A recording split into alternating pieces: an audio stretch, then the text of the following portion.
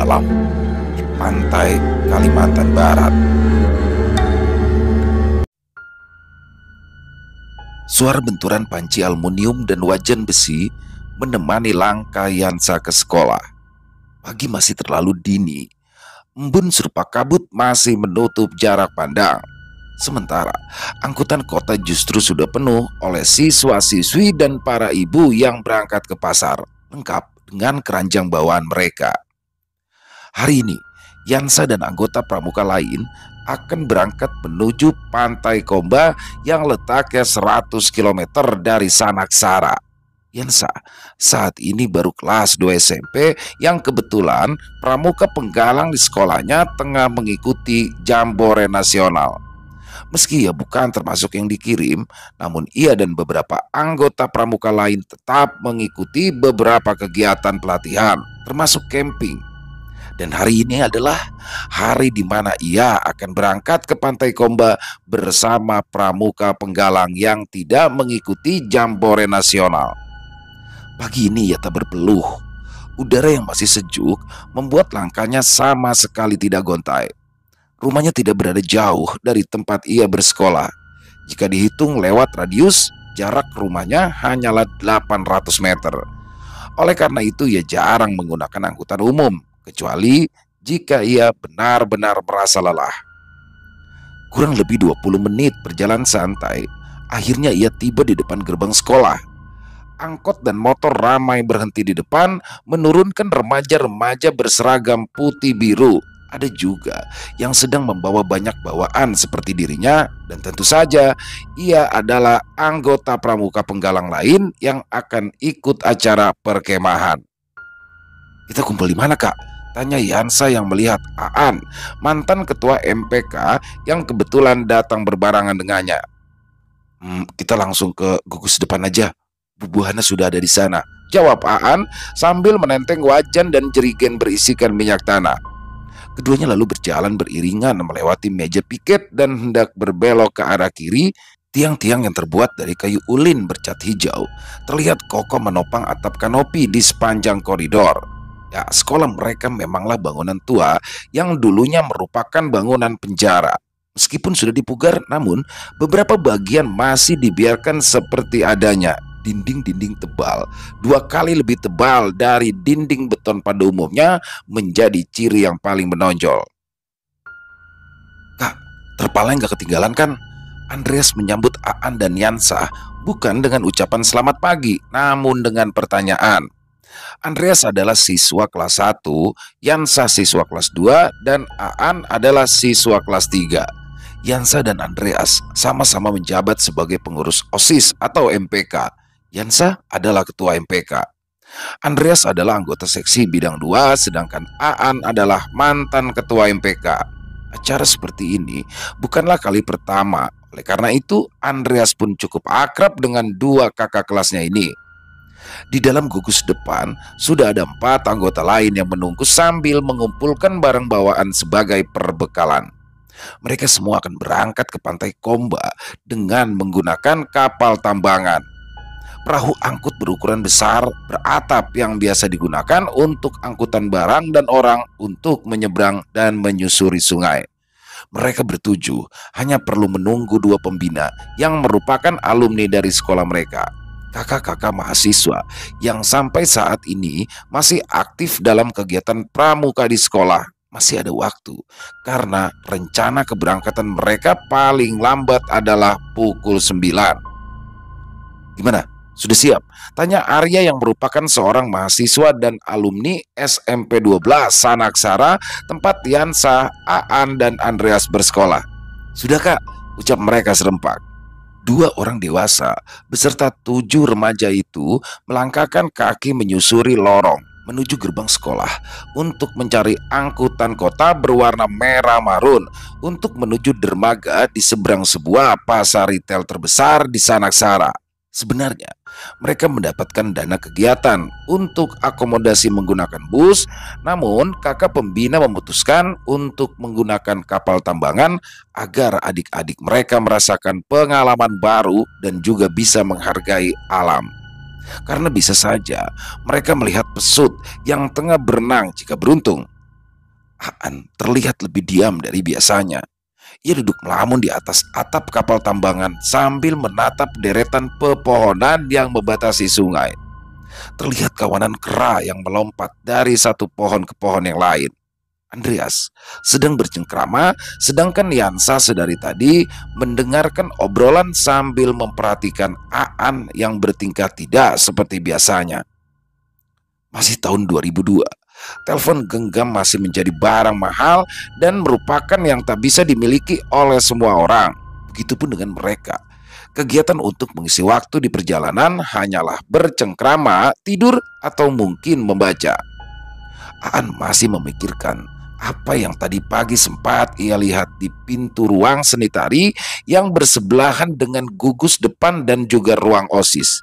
Ia memang sudah sering bersinggungan dengan mereka yang tak kasat mata. Ia bahkan sering melihat dan juga ditemani oleh sosok lelaki kurus ketika bolos sendirian di ruang OSIS. Namun, yang ia lihat kali ini tak hanya penampakan, namun jemari yang memberikan tanda. Sebelum berangkat ketika menunggu dua kakak pembina, ia mengedarkan pandangan. Ia melihat telapak tangan dengan jemari yang kurus dan keriput memberikan tanda telunjuk yang digoyangkan ke kiri dan ke kanan, seolah melarangnya melakukan sesuatu. Asumsinya, itu adalah sosok yang sama yang biasa menemaninya ketika bolos jam pelajaran. Sosok lelaki kurus dengan kaki dirantai, penjelmaan seorang tawanan yang mungkin saja pernah dipenjara di gedung sekolah mereka. Tidak biasanya ia mendapatkan gestur seperti itu dari makhluk aneh yang muncul di sekitarnya. Biasanya mereka hanya menampakkan diri dengan wujud transparan dan diam di sudut ruangan. Pun jika bersuara, mereka hanya meringkik pilu dengan gemeretak gigi seperti tengah menggigil kedinginan. "Kenapa, Kak?" tanya Yansa yang tiba-tiba muncul di sampingnya. "Gak ada apa-apa. Bagus pemandangannya," jawab Aan mencoba menutupi kegundahannya. Beruntung, mereka melewati satu pulau kecil dengan pura yang berdiri megah di atasnya. Pulau yang entah bagaimana bisa berada di tengah sungai yang berbatasan dengan muara. Itu pula yang langsung dijadikan alasan untuk menutupi senandika yang ia lakukan. Ini adalah kali pertama bagi Aan, Yansah, dan Andreas melakukan perjalanan menyusuri sungai terbesar yang membelah Sanaksara menjadi dua bagian. Meski keduanya sudah pernah berkemah, namun ini adalah yang paling jauh dan paling unik. Juga bagi 4 remaja lain yang merupakan kawan mereka. 2 jam berlalu, mereka pun akhirnya mulai mendekati sebuah dermaga kayu yang dipenuhi deretan kapal tambangan dan kapal ketinting. "Ayo, siap-siap, bawa barang bawaan," ucap kakak pembina dengan rambut belah tengah. Mereka pun langsung bergegas turun dari atap kapal dan mengambil barang-barang bawaan masing-masing. Tangan mereka terasa penuh. Punggung mereka yang menggendong ransel terlihat seperti kura-kura yang membawa tempurung. "Terima kasih, Pak," ucap mereka bersama-sama sebelum melangkahkan kaki meninggalkan dermaga. Setelah ini, mereka harus berjalan kaki kurang lebih 9 kilometer untuk bisa mencapai tempat tujuan karena memang tak ada angkutan umum yang menuju ke tempat perkemahan. Kaki mereka serasa kejang dan berotot. Betis mereka terasa kencang setelah perjalanan panjang yang justru baru saja mereka mulai. Masih sekitar 8 kilometer lagi hingga mereka sampai ke tujuan. Beruntung, Andreas membawa sebuah sepeda kecil yang digunakan untuk mengangkut bahan makanan. Ya, sepeda kecil itu lalu didorong perlahan sambil menjaga barang bawaan agar tetap seimbang. "Tintin!" langsung terdengar dari arah belakang. Sebuah mobil bak terbuka, melambat dan berhenti di depan mereka. "Mau kemana?" "Ayo ikut," ajak seorang wanita di bangku penumpang. "Mau ke Pantai Komba, Tante. Boleh numpang kah?" tanya kakak pembina. "Ayo, kada sampai pantai. Cuma di dekat pintu masuk kampung," jawab wanita yang ada di kursi penumpang. "Ya, makasih Tante," jawab kakak pembina. Senyum seketika tersungging di wajah 9 anak pramuka itu. Akhirnya, mereka tak perlu berjalan 8 kilometer lagi untuk bisa sampai di tujuan. Mereka semua bergegas menaiki mobil angkutan di bak belakang yang masih kosong. Semilir angin terasa bertiup di wajah mereka. Seketika mobil bergerak sejenak, mereka merasa lega. Kaki mereka yang lelah bisa diistirahatkan sambil bercengkrama. Namun tidak bagi Aan. Ia tetap lebih pendiam dari biasanya. 45 menit, mereka pun berhenti di depan gerbang yang bertuliskan "Selamat datang di Desa Komba". Wajah remaja itu mendadak sumringah. Mereka bergegas turun dari bak angkutan sambil menenteng ransel dan juga bawaan. "Sampai sini ya," ucap ibu di bangku penumpang. "Ya, terima kasih banyak," seru mereka senang. Kemudian mobil bak terbuka itu pun berlalu. Mereka semua masih harus berjalan sekitar 2 kilometer lagi hingga sampai di tempat mereka akan mendirikan tenda. 1 kilometer lagi menuju gerbang pantai, dan 1 kilometer lagi hingga titik tujuan. Perjalanan masih harus ditempuh sekitar 1 jam lagi. Dan ini adalah awal dari perjalanan spiritual mereka. 7 remaja dan 2 orang pemuda dewasa itu berhenti di depan sebuah gerbang. Tujuan mereka sudah tidak jauh. Tulisan "Selamat datang di Pantai Komba" membuat mereka semakin bersemangat. Hamparan pasir, pohon rindang, kios-kios kecil dari kayu, dan deretan toilet umum terlihat menyambut kedatangan mereka. Juga beberapa orang wisatawan lokal yang tengah asik bercengkrama di atas karpet yang dihampar di atas pasir. Nafas panjang dihembuskan oleh Aan. Ia tahu bahwa cobaan akan dirasakan di tempat ini. Di balik pohon, tepat di belakang kios-kios kecil tempat warga lokal berjualan, ia melihat ada sebuah bayangan hitam besar yang tengah duduk bersedekap. Tubuh besar itu seakan bisa menutupi seluruh bagian warung yang berjajar. Aan membuang pandang. Ia tak ingin sosok itu sadar bahwa ia bisa melihat yang tak kasat mata. Jalanan berpasir membuat langkah mereka lebih berat dari sebelumnya. Juga bagi Andreas yang harus mendorong sepeda kecilnya, seringkali ia berusaha keras agar tak tergelincir. Hingga 200 meter dari gapura, mereka pun bertemu sebuah jembatan gantung tua dengan rangka bercat merah. Papan-papan pijakan sudah terlihat bolong di beberapa bagian, membuat mereka harus lebih berhati-hati dalam langkah. Ketika mereka berhasil melewati jembatan, keadaan seketika terasa berubah. Mereka tak melihat bibir pantai, hanya semak belukar dan pohon tinggi di kiri dan kanan, seolah mereka tengah berada di tempat berbeda. Matahari yang terik, jalan berpasir, sulur yang tersembunyi membuat perjalanan mereka terasa terjal. Mereka bisa saja tersandung sulur, atau mungkin tergelincir dan jatuh di rimbun tanaman semak yang berduri. Semua hal bisa saja terjadi. Ditambah mereka juga harus senantiasa menjaga adab ataupun ucapan. Kini mereka jauh dari pemukiman, jauh dari rumah, jauh dari tempat paling ramai di pantai. Kini mereka benar-benar sendirian. "Di sini gak ada orang lain ya, Kak?" tanya Yansa yang sedari tadi terus menoleh ke kiri dan ke kanan sembari memperhatikan jalan. "Ada. Kadang warga lokal ke area dalam buat memeriksa jala di pantai. Karena mereka tidak mungkin pasang jala di bagian depan, sementara turis main-main di pantai," jawab kakak pembina bernama Rama. Jawaban dari Rama membuat Yansa sedikit bernafas lega. Akhirnya ia tahu bahwa mereka tak sepenuhnya sendirian di tengah hutan yang berbatasan langsung dengan pantai. Sedari tiba di pantai, pikiran buruknya terus saja menari-nari di dalam benak. Ia takut akan terjadi sesuatu. Ia khawatir akan melihat apa yang seharusnya tak ia lihat. Mentalnya belum siap untuk kemungkinan terburuk. Namun dengan jawaban yang baru saja ia dengar, ia merasa sedikit lebih tenang. Meski sebenarnya mereka tak akan menemukan seorang pun ketika malam. Hanya mereka sendiri yang bisa saling menenangkan dan saling menguatkan. Itu tempatnya di sana," seru Rama sambil menunjuk ke sebuah pendopo di depan. Aan, Yansa, dan Andreas seketika tersenyum. Namun senyuman Aan langsung memudar ketika ia melihat sekitaran pendopo. Ada sebuah bangunan dengan banyak pintu yang kemungkinan adalah deretan kamar kecil. Juga sebuah bangunan berbentuk kotak setinggi pinggang orang dewasa yang ia asumsikan sebagai tempat penampungan air. Hal yang membuat senyum Aan pudar adalah keadaan bangunan itu sudah kumuh, lusuh, rusak di beberapa bagian seolah sudah lama ditinggalkan. Ia terus diam, tak mengatakan apapun sebagian reaksi.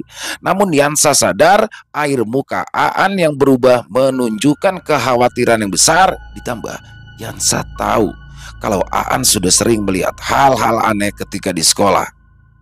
"Kita dirikan kemah di depan ya, di bawah pohon di sebelah pendopo," ucap Rama.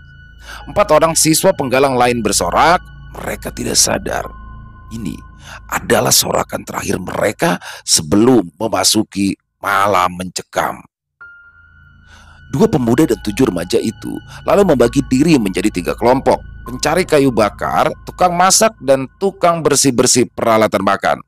Untuk 2 hari ke depan, tugas mereka akan dirollingkan agar tak ada kecemburuan, agar mereka semua dapat merasakan semua tugas secara bergiliran. Aan, Yansa, dan Andreas berada di 3 kelompok yang berbeda.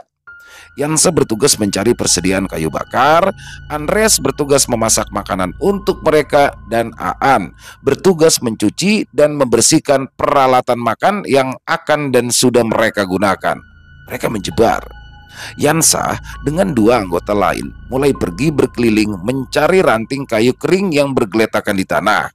Mereka memang dilarang untuk mematahkan ranting yang masih kokoh. Aan mengedarkan pandangan. Banyak pohon-pohon yang tak ia kenal, namun ada satu titik yang membuat matanya seperti tertarik memandang. 2 pohon cemara yang berdiri sejajar.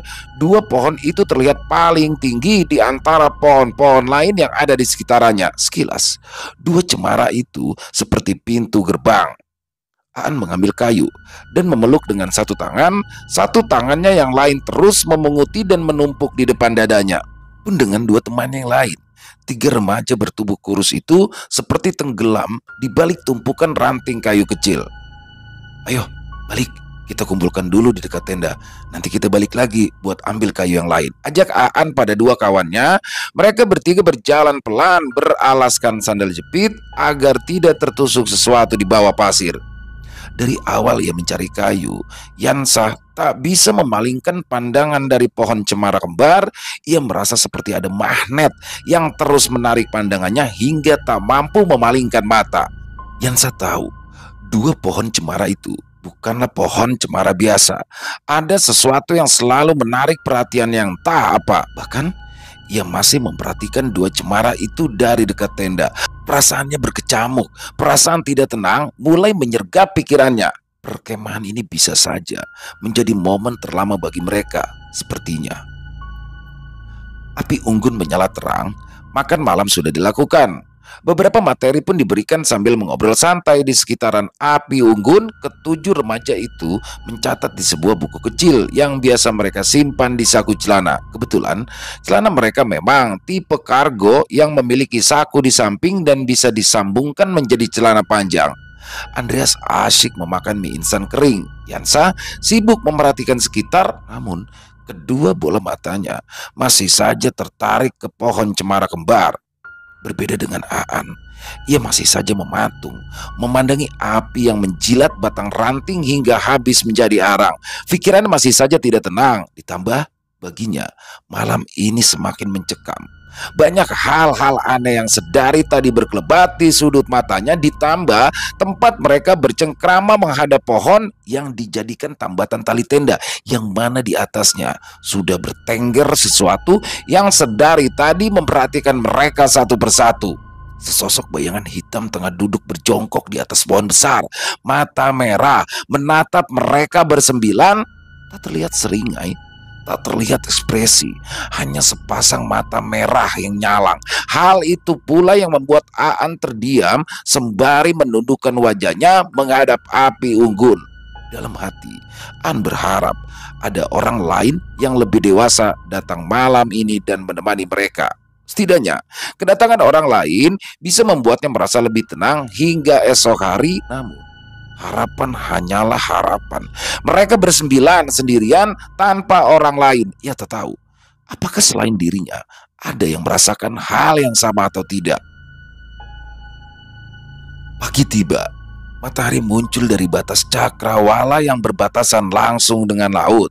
Seketika, 7 remaja dan 2 pemuda itu bangun dan duduk bersama di sebuah hamparan pasir di bibir pantai.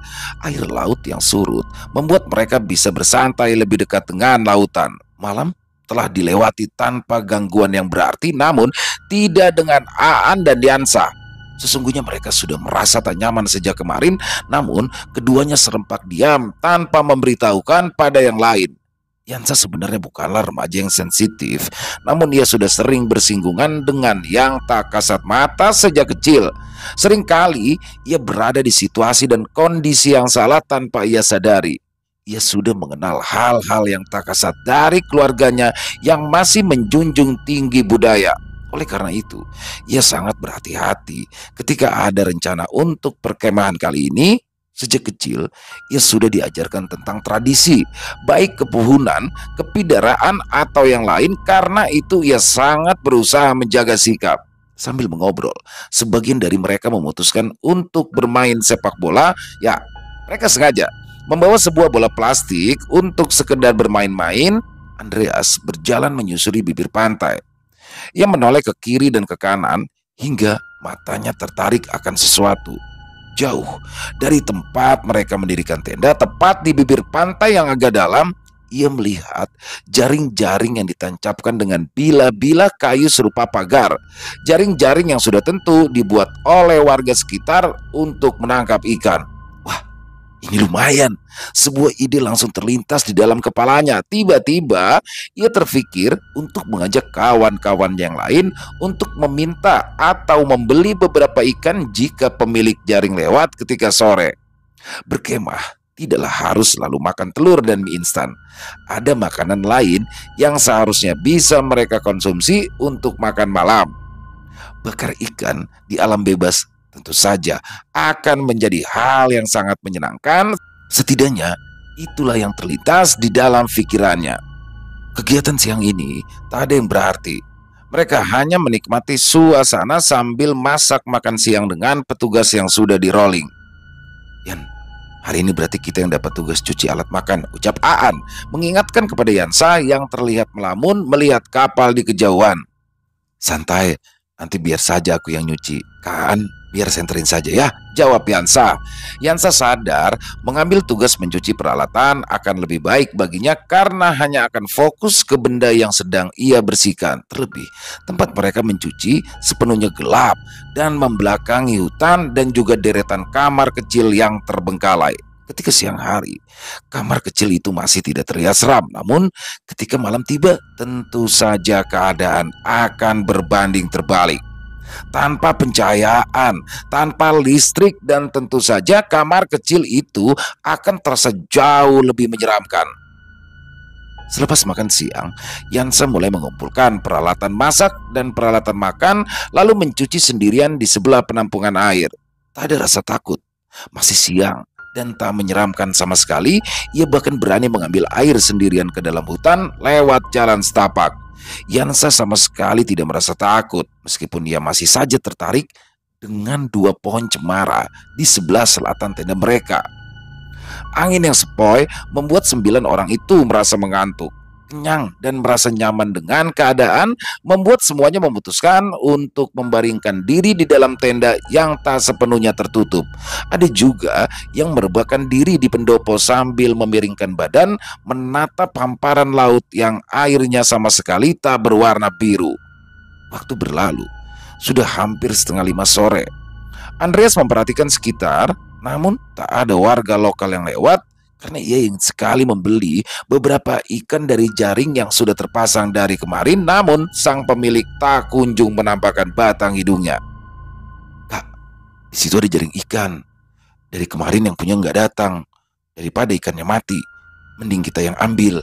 Nanti kita bayar kalau yang punya datang, ucap Andreas pada Rama. Gayung pun bersambut, bukannya melarang. Rama justru mengiyakan ide Andreas yang sebenarnya salah.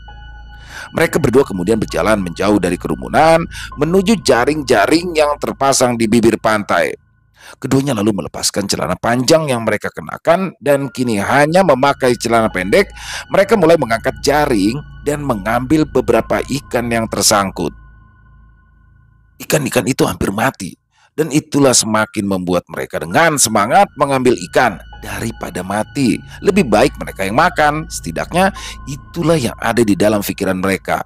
Dan itu sangat masuk akal. Namun justru itulah yang menjadi pintu pembuka teror yang sedari kemarin sudah mengawasi mereka.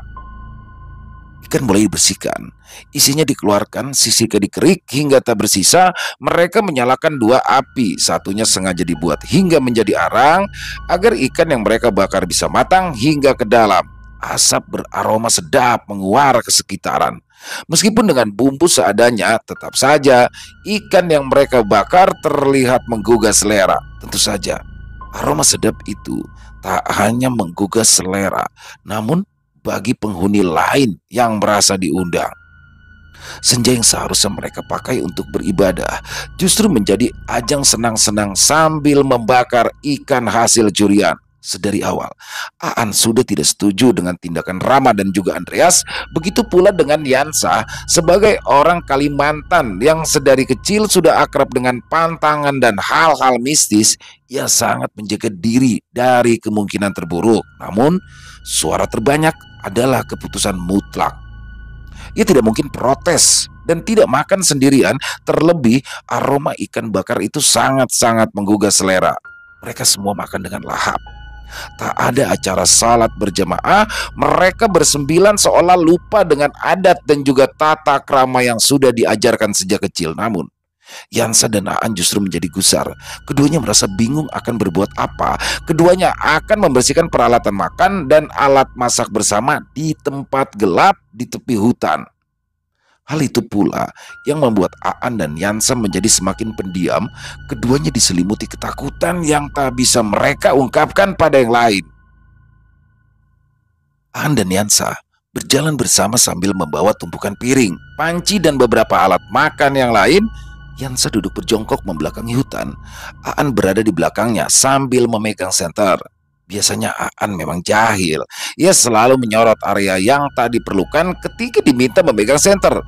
Hal itu juga tetap ia lakukan, namun alasannya justru karena ia takut dan khawatir. Sedari senja, Aan sudah melihat kelebatan bayangan yang mengintip kegiatan mereka. Tak hanya satu, mungkin puluhan. Makhluk yang tak kasat itu seperti merasa diundang oleh aroma menyengat ikan bakar yang begitu menggoda. "Kak, jangan senter sembarangan. Sorot ke sini saja," hardik Yansa yang sedari tadi kesulitan untuk membersihkan peralatan masak karena Aan yang tidak menerangi kegiatan yang sedang ia lakukan. Aan langsung tersadar dan menyorot tangan Yansa yang sedang membersihkan panci dan juga piring-piring kotor. Namun itu tak berlangsung lama. Aan kembali tidak fokus dan mulai menyorot kembali ke sembarang tempat. Aan menyorot senternya ke kiri dan ke kanan, seolah mencari cara untuk menenangkan diri. Namun aksi yang ia lakukan justru berubah kesalahan fatal. Ketika Aan menyorot ke arah kirinya yang merupakan deretan kamar kecil, Aan justru menangkap sebuah visual yang tak ia harapkan.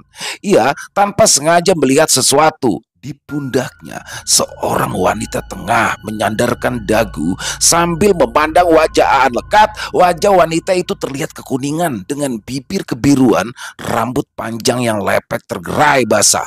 Mata yang sepenuhnya berwarna hitam menatap Aan lekat, membuat remaja itu mematung sejenak dan langsung memalingkan muka. Berikut senter yang ia pegang, ia pun kembali fokus menyoroti Yansa yang sedari tadi menggerutuk karena merasa gelap. Yansa dan Aan kembali ke sekitaran api unggun untuk bergabung bersama yang lain. Andreas terlihat tengah melamun menatap ke arah selatan, arah pohon cemara kembar. Ia terdiam tak bergerak. Namun ternyata tak hanya Aan yang menyadari perilaku Andreas yang aneh, Rama dan yang lainnya juga sadar. Mereka diam-diam melirik ke arah yang dipandang Andreas. Rama meninggalkan api unggun dan bertiarap diikuti yang lain. Yansa yang tak sadar malah asik merebahkan diri di batang pohon besar yang berada di dekat api unggun. Yansa masih mengistirahatkan dirinya karena lelah menggosok peralatan makan yang penuh minyak. Bukan hal yang baru sebenarnya, namun keadaan gelap membuat rasa lelahnya meningkat secara drastis. Aan yang ketakutan menyusul yang lain dan ikut bertiarap menatap ke arah cemara kembar, meninggalkan Yansa yang sendirian. Yansa menatap langit yang berbintang sambil menopangkan lengannya sebagai bantal. Lantas sesuatu mengalihkan perhatian Yansa. Sudut mata Yansa menangkap pergerakan di sebelah kanannya tepat dari arah pintu-pintu kamar kecil yang gelap. Yansa menolehkan wajahnya. Ia langsung beranjak duduk dan memperhatikan deretan pintu-pintu itu dengan seksama. Yansa seketika bergidik. Di hadapannya nampak cahaya putih tanpa sumber tengah bergerak keluar masuk dari pintu satu ke pintu yang lain. Bukan seperti cahaya senter, tapi lebih mirip bola berwarna putih terang yang melayang menembus dinding dan keluar dari pintu kamar kecil yang ada di sebelahnya. Ia beranjak dan menyusul 8 kawannya yang lain dan ikut bertiarap bertumpuk karena takut. Sementara di atap pendopo justru terdengar dentuman langkah besar dari arah selatan, tempat mereka semua menghadap. Terlihat sesosok tubuh dibungkus kain putih dengan kuncup kain di atas kepalanya. Sosok pocong tengah berdiri melayang 30 cm dari tanah sambil menggerak-gerakkan tubuhnya dengan tangan yang bersedekap. Pocong itu tepat berada di antara 2 cemara kembar yang paling tinggi di tempat itu, pohon yang dianggap sebagai gerbang oleh Yansa. Yansa melihat sekitar hingga wajahnya mendongak ke atas pohon cemara. Di sana ia melihat cahaya putih tengah melayang berputar, sesekali menghilang dan kembali muncul menjadi 2 lingkaran besar. Yansa pada awal berpikir bahwa itu adalah lampu sorot yang sering dipakai ketika ada ekspo, namun mendung tebal di arah selatan membuatnya menafikan kemungkinan yang sempat muncul di kepalanya. Mereka bersembilan mulai panik. Kemunculan sosok pocong di antara 2 pohon cemara seperti pembuka teror bagi mereka. Ditambah suara tawa wanita yang mulai terdengar lirih di telinga mereka. Hal ini membuat Aan langsung menoleh ke sekitaran hingga matanya menangkap satu titik. Di jalan setapak tempat mereka mengambil air tawar, sesosok wanita dengan tubuh menguning dan mengenakan pakaian dalam berdiri kaku menatap mereka. Mata yang sepenuhnya hitam, rambut yang lurus, lepek dan basah tergerai, juga bibir yang menggigil tampak jelas. Wajah Aan memucat. Ya, itu adalah sosok wanita yang tadi sempat menyandarkan dagu di pundaknya sambil tersenyum. Tanya itu, bayangan-bayangan hitam yang muncul dari balik pohon justru mulai memadat dan membentuk tubuh-tubuh kaku. Tak ketinggalan, sesosok wanita dengan rambut acak-acakan justru tengah mengayun-ayunkan kakinya dari atas dahan pohon yang tipis. Gaun putih panjang yang menjuntai hingga ke tanah yang ia pakai melambai-lambai tertiup angin. Kelopak mata yang hitam, wajah yang putih pucat, seperti sengaja divisualkan untuk menghantui mereka semua. "Gimana nih, Kak?" tanya Yansa pada Rama yang dianggap paling bisa mengambil keputusan.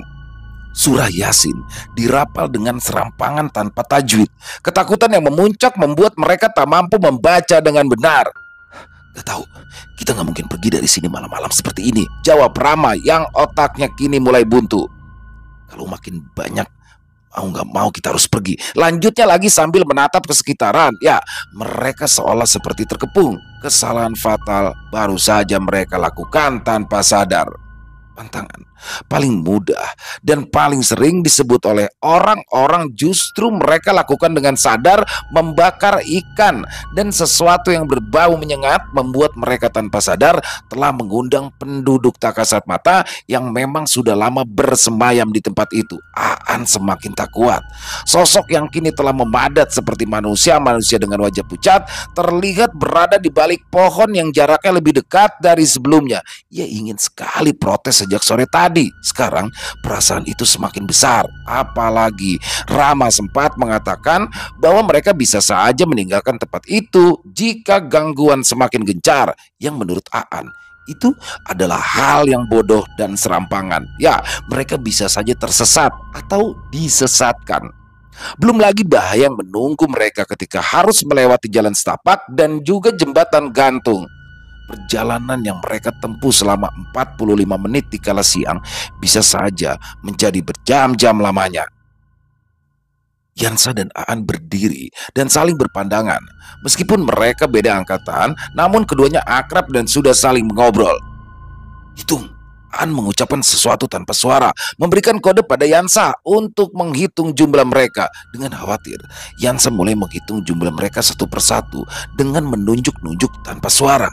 1, 2, 3, 4, 5, 6, 7, 8, 9, 10. Yansa terbelalak ketika menghitung jumlah terakhir. Kini mereka ada bersepuluh. Yansa dan Aan tak tahu siapa yang tengah bertiarap di antara mereka. 7 kawan mereka ditambah 1 orang yang tak mereka ketahui masih bertiarap bertumpuk sambil bergidik. Teriakan nyaring seketika memecah keheningan malam. Ya, Adit berteriak ketika ia menoleh dan mendapati seringai wajah orang yang tak ia kenal tengah bertiarap di atas tubuhnya. Tumpukan pemuda itu seketika bubar. Yansa dan Aan mundur menjauh. 7 orang yang sedari tadi menatap pocong di antara 2 pohon cemara itu langsung lari kocar-kacir berhamburan. Adit langsung mengambil barang-barang miliknya dan dimasukkan ke dalam ransel miliknya. Kita pulang sekarang. Ketakutan Aan akhirnya menjadi kenyataan. Ya, pusat kekhawatirannya adalah bukanlah gangguan yang tengah mengepung mereka, tapi pulang malam ini, dan ia takut disesatkan. Berat baginya untuk ikut melangkah meraih ransel. Namun tak mungkin ia tinggal di tempat ini sendirian atau hanya bersama Yansa. Mau tak mau ia harus ikut mengambil barang-barang miliknya dan memasukkan ke dalam ransel. Yansa yang melihat Aan mulai bergerak akhirnya ikut mengambil ransel dan langsung memakai sepatu warrior miliknya. Tak ada cara melepas dan melipat tenda. Alat masak yang mereka bawa akhirnya ditinggalkan tergeletak. Mereka bersembilan lari tunggang langgang menyusuri jalan setapak ke arah utara, arah tempat mereka masuk. Dari arah kiri kanan, tawa wanita terdengar mengikuti. Juga langkah besar dan derak dahan dari rimbun tanaman dengan cepat terdengar dari belakang. Dan sudah ada di depan mereka. Mereka menghentikan langkah. Sesosok lelaki tua bercelana panjang hitam tanpa baju tersorot terang lampu senter mereka tepat di jalur jalan setapak yang akan mereka lewati. Mereka seperti tak diizinkan untuk meninggalkan tempat itu. 9 anak pramuka itu berbalik badan dan kembali berlari ke arah tenda. Tak ada dinding yang bisa melindungi pandangan. Tenda yang mereka dirikan hanyalah terpal segitiga yang sengaja dipakai untuk sekedar tempat berlindung dari hujan. Mereka berkumpul di bawah tenda terpal. Angin langsung berhembus kencang. Hawa dingin seketika menyergap tubuh mereka yang rata-rata kurus ceking. Keadaan genting seperti kompak memenjarakan mereka di tempat itu. Awan hitam mulai menutup kerlip bintang yang sedari tadi sempat bisa mereka lihat. Air hujan mulai turun. Rintik bulir air sebesar ujung kelingking mulai menghantam atap tenda yang hanya terbuat dari terpal. Sosok pocong yang tadi sempat mereka lihat ternyata kembali muncul dan mendekat. Wajah hitam, kain lusuh dan kotor penuh lumpur terlihat dengan jelas. Tak hanya dilihat oleh Aan, Yansa, Andreas dan Rama, tapi oleh mereka semua. 9 anak pramuka yang belum sepenuhnya matang dalam berpikir dan bertindak itu melihat dan merasakan teror yang sama. Tak ada yang bisa mereka lakukan. Mereka terjebak. Lari adalah aksi yang salah, namun bertahan juga bukan merupakan keputusan yang baik. Mereka meringkuk bertahan dengan sisa-sisa keberanian. Mereka hanya bisa pasrah dan berharap akan ada orang lain yang datang membantu mereka. 9 anak pramuka itu saling berpeluk, saling menguatkan. Jaket yang mereka kenakan kini sudah mulai lembab karena percikan angin yang berhembus kencang. Ya, berkemah di pinggir pantai ternyata bukan keputusan yang tepat. Bunyi tetabuhan terdengar samar. Aan menoleh ke arah belakang tenda, arah jalan setapak di sebelah utara, arah jalan pulang mereka. Dari kejauhan, Aan melihat sorot banyak lampu senter mulai mendekat. Ada orang datang, ada orang datang, seru Aan pada yang lain, membuat kawan-kawannya yang lain serempak berhamburan keluar dari dalam tenda. Tolong, tolong! Teriakan mereka seketika terdengar bersahutan memecah suara hujan. Gerombolan orang yang sedari tadi memukul tetabuhan seketika bergerak mendekat. Hujan mendadak berhenti. Tubuh kesembilan remaja itu basah kuyup, sementara gerombolan orang yang memukul tetabuhan yang ternyata dari alat-alat dapur itu kering. "Kalian dari mana? Kenapa nggak keluar dari pantai sampai 3 hari?" ucap seorang bapak-bapak berumur sekitar 50 tahunan pada Aan. "Eh, Kami kami nggak kemana-mana. Kami hanya di sini, Pak," jawab Aan terbata dengan mencoba menyunggingkan senyum. Ia sempat menangis, namun air matanya tersamarkan oleh rinai hujan yang sempat mengguyur mereka semua. "Ayo, kita pergi ke desa," ucapnya lagi disusul oleh warga lain yang langsung membongkar tenda dan membantu mengangkatkan barang-barang bawaan mereka. Ketujuh remaja dan 2 orang mahasiswa itu akhirnya bermalam di balai desa. Mereka semua akhirnya dibersihkan oleh seorang tetua desa yang faham dengan kejadian yang telah dialami. Mereka lalu diberikan air putih dan disuruh membasuh muka dengan air yang sama. "Kalian pasti sudah melakukan hal yang dilarang," ucapnya datar sambil memandangi wajah satu persatu. "Maafkan kami, Pak. Kami mengambil ikan di jaring yang ada di dekat pendopo. Pada awalnya kami mau minta izin, tapi bapak yang kemarin kami lihat gak ada muncul. Jadi kami ambil karena ikannya sudah mau mati. Habis itu ikannya kami bakar ketika senja. Kami minta maaf, Pak," ucap Rama sambil memelas dan menundukkan wajahnya. "Ya sudah, tidak apa-apa. Kalian bisa beristirahat malam ini di sini sambil menunggu besok. Nanti kami antar sampai depan supaya bisa naik kendaraan umum," ucap Bapak Kepala Desa yang bertanggung jawab di tempat itu. Mereka akhirnya dapat beristirahat dengan tenang dan nyaman. Tak ada badai, tak ada gangguan dari makhluk yang tak kasat mata. Rasa lelah yang sedari tadi menghantui tubuh mereka kini sirna, tergantikan oleh suara dengkuran. Pagi menyingsing, matahari sudah berada di arah timur. Mereka lalu bangun dan sarapan bersama atas bantuan Bapak Kepala Desa. Peralatan dan tenda yang mereka bawa sudah sepenuhnya disiapkan oleh warga. "Pak, sekali lagi kami semua minta maaf yang sebesar-besarnya dan terima kasih atas bantuan Bapak dan warga sekalian. Kami tidak tahu kalau ternyata kami sudah terjebak di pantai selama 3 hari. Kami mohon pamit." Aan, Yansa, Andreas, dan 6 orang lainnya akhirnya diantar ke jalan besar menggunakan mobil bak terbuka. Mereka lalu diturunkan tepat di tepi jalan untuk menunggu bus yang akan lewat setengah jam lagi. Tentu saja, hal ini menjadi memori yang tak akan mereka lupakan seumur hidup. Karena sesungguhnya, hal yang mengerikan bukanlah teror dari mereka yang tak kasat mata, tapi tanpa sadar terjebak karena kesalahan yang tak disadari. Selesai. Wow, kisah dari Bang Jana atau Saujana Story sangat menarik. Dan kisah ini adalah kisah dari Kalimantan ya, Pantai Komba. Wah, ini keren banget dan udah cukup lama ya Bang Jana ya absen gak kirim cerita, dan karena kesibukan akhirnya Bang Jana bisa menulis lagi. Dan kisah kali ini adalah based on true story yang mana memang sedikit disamarkan ya, nama seperti Saraksana dan Sanaksara, dan Pantai Kombanya sendiri di sini adalah nama pantai yang ada di daerah Kalimantan Barat ya, di sekitaran Kalimantan Barat, tapi memang nama pantainya ini disamarkan. Jadi demi kenyamanan semua pihak dan demi menjaga privasi ya. Ini mungkin ntar teman-teman yang di Kalimantan bingung, Pantai Komba di mana nih di Kalimantan Barat? Nggak ada, jadi memang namanya disamarkan demi kenyamanan yang lainnya. Jadi asli kisahnya keren banget di sini ya. Kalimantan kembali lagi, selalu menarik kisah-kisah dari Kalimantan, selalu menarik mistis dari Kalimantan untuk dibahas. Dan yang sama-sama kita sudah ketahui ya, untuk para pendengar setia dari channel Ilo Bercerita, memang di daerah Kalimantan itu salah satu pantangan yang paling dilarang itu adalah ketika kita sedang berada di daerah yang wingit atau angker ya, ataupun dalam perjalanan itu adalah, ataupun di dalam hutan, yang paling dilarang salah satunya adalah membawa makanan, apalagi membuat makanan yang baunya menyengat.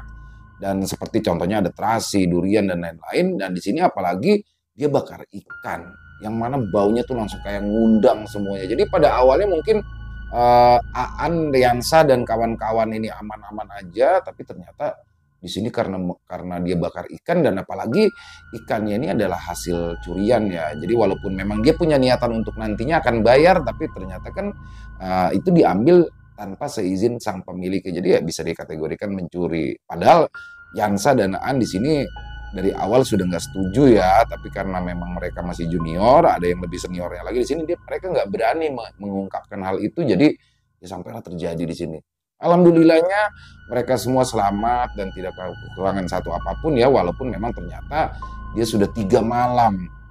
Padahal mereka baru menjalani 2 malam ya, perasaan mereka baru 2 malam, tapi ternyata setelah ditemukan itu warga daerah sekitaran tuh sudah nyari-nyari dengan cara menggentong-gentongkan alat masak ya. Jadi memang salah satu di sana yang masih dipercaya adalah ketika ada orang-orang yang tersesat ya atau terjebak di alam gaib, cara mencarinya atau bisa mengembalikan kesadarannya adalah dengan mengetuk-ketuk alat-alat masak ya, seperti panci, centong dan lain-lain.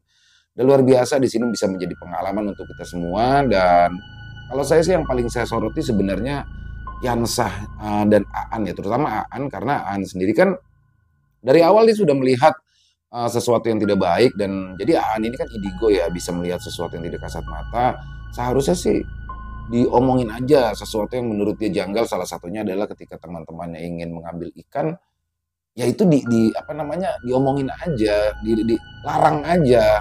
Nggak usah lihat senior junior ketika sudah dalam posisi seperti ini, apalagi bisa membahayakan keselamatan jiwa semuanya. Jadi mungkin itu sih yang paling saya soroti di sini. Overall kisahnya keren banget, dan untuk Bang Jana ditunggu lagi nih kisah-kisah dari Kalimantan selanjutnya yang pastinya lebih seru lagi, lebih horor lagi Bang Jana ya. Terima kasih kisahnya, dan semoga kisah barusan bisa menghibur teman-teman semua, para pecinta penikmat horor misteri, lebih khusus lagi kepada para subscriber dari channel Ilo Bercerita.